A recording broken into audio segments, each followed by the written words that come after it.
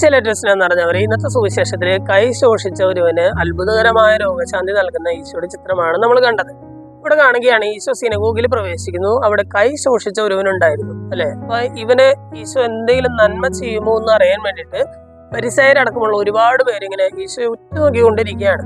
അപ്പൊ ഈശോ ഇത് മനസ്സിലാക്കിയിട്ട് എന്ത് പറയുന്നു? ഈ കൈ ശോഷിച്ച മനുഷ്യനോട് പറയുകയാണ്, എഴുന്നേറ്റ് നടുവിലേക്ക് വരാൻ പറയുകയാണ്. അവൻ എഴുന്നേറ്റ് വരുന്നു.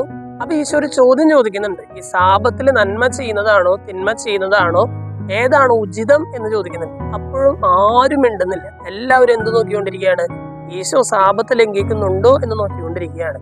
ഈശോ അത്ഭുതം പ്രവർത്തിച്ച് കഴിയുമ്പോൾ ഇവര് ഫരിസേര് പുറത്തിറങ്ങിയിട്ട് ഈശോ എങ്ങനെ നശിപ്പിക്കാം എന്ന് ആലോചിക്കുകയാണ്. എന്ന് പറഞ്ഞാൽ ചുമ്മാ നമ്മളൊന്ന് ചിന്തിച്ചു നോക്കിയേ, ഈശോ ഈ അത്ഭുതം പ്രവർത്തിക്കുന്നതിന് മുമ്പ് ഒരാൾ പോലും ഈശോ തിരുത്തുന്നില്ല അല്ലെ. ഇതിങ്ങനെ സാപത്തിൽ ഇങ്ങനെ പ്രവർത്തിക്കാനായിട്ട് പാടില്ല, അല്ലെങ്കിൽ സാപത്തിൽ നന്മ ചെയ്യുന്നതാണോ തിന്മ ചെയ്യുന്നതാണോ ഉചിതം എന്നൊക്കെ ചോദിക്കുമ്പോഴും ഒരാളും ഈശോ തിരുത്താനായിട്ട് ശ്രമിക്കുന്നില്ല. പക്ഷെ ഈശോ അത്ഭുതം ചെയ്ത് കഴിയുമ്പോൾ ഇവനെങ്ങനെ നശിപ്പിക്കാമെന്ന് അവർ ആലോചന നടത്തുകയാണ്. നമ്മൾ ഇന്നത്തെ സുവിശേഷ ഭാഗം നമ്മളെ ഒന്ന് ഉപദേശിക്കുകയാണ്.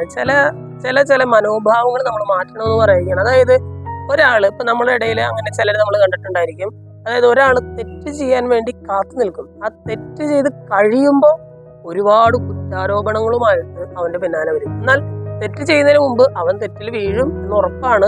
ആ തെറ്റ് ചെയ്യാതിരിക്കാനുള്ള വഴി ഒന്നും പറഞ്ഞു കൊടുക്കുന്നില്ല. അതായത് ഇങ്ങനെയുള്ള ചില മനോഭാവമുള്ള ആളുകളെ നമ്മുടെ ജീവിതത്തിൽ നമ്മൾ കണ്ടുമുട്ടും. തെറ്റ് ചെയ്യുന്നതിന് മുമ്പ് അവനെ ഉപദേശിക്കാതെ അത് തെറ്റാണെന്ന് പറഞ്ഞു കൊടുക്കാതെ അവൻ തെറ്റ് ചെയ്യട്ടെ, എന്നിട്ട് അവന്റെ മേലെ കുറെ കുറ്റം ആരോപിക്കാം എന്ന് കരുതി നടക്കുന്ന ആളുകൾ. ഇങ്ങനെയുള്ള മനോഭാവം ഒഴിവാക്കാനായിട്ട് ഇന്നത്തെ സുവിശേഷം നമ്മൾ ഓർമ്മിപ്പിക്കുകയാണ്. ഈ സുവിശേഷ ഭാഗത്തിനനുസരിച്ച് നമ്മുടെ ജീവിതത്തിൽ മാറ്റം വരുത്താനുള്ള ഒരു കൃപയ്ക്കായിട്ട് നമുക്ക് പ്രാർത്ഥിക്കാം. ദൈവം നമ്മെല്ലാവരെയും സമൃദ്ധമായിട്ട് അനുഗ്രഹിക്കും.